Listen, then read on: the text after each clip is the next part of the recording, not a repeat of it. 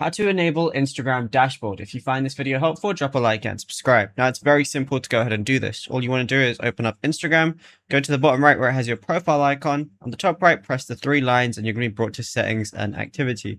Go ahead and scroll down and you're going to see a lot of different options, but towards the bottom, you're going to see account type and tools.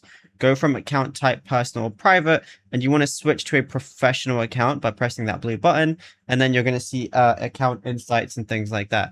Go ahead and press next. You can choose to display it on your profile or not. Then I'm just going to press switch to professional account.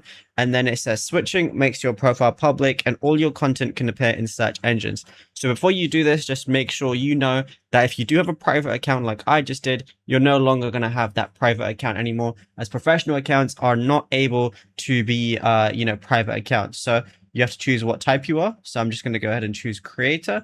And then I'm just going to wait for it to load up. But then as you can see, once I refresh my Instagram, I see my professional dashboard right there. And I'm going to be able to see all my different insights. And yeah, it's literally as simple as that. You're going to have everything right here.